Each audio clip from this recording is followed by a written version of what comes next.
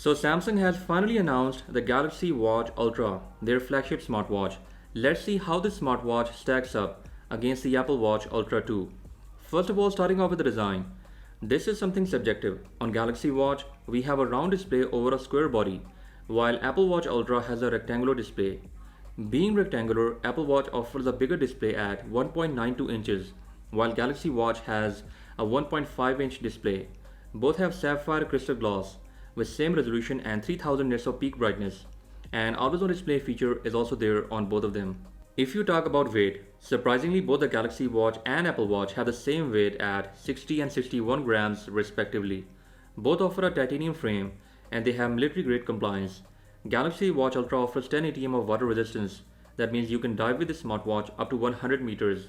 And same goes with the Apple Watch Ultra. On Galaxy Watch Ultra, Samsung has added a new quick button that is just like Apple Watch Ultra's action button. Quick button on Galaxy Watch Ultra does not rotate like Apple Watch Ultra's crown. You might be thinking, this is a physical rotating bezel on Galaxy Watch Ultra, but that's not true. Samsung has ended rotating bezel on Galaxy Watch Ultra. Now we have once again a digital bezel like Watch 6 and Watch 5. Let me know in the comment section what do you think about this design. Now talking about features, being Ultra, now we are getting a dual band GPS on Galaxy Watch. That means more precise workout and running.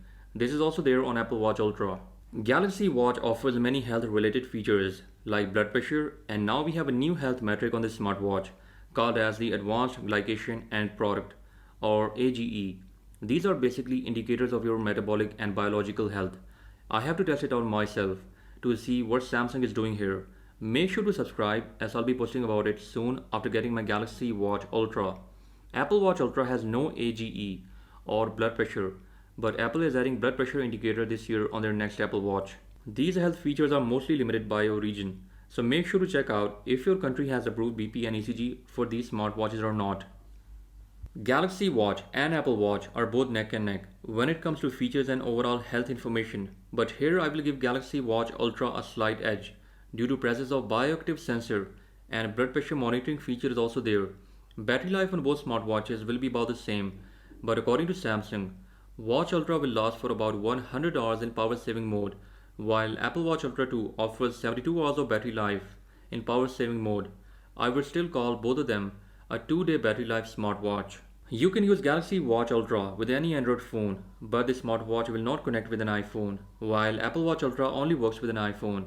Both offer LTE connectivity out of the box.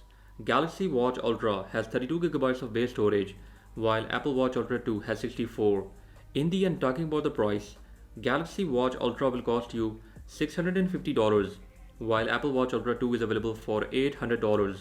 Let me know which smartwatch you are planning to buy and what do you think about this new design from Samsung. With that being said, I'll catch you guys in the next one. Until then, bye bye.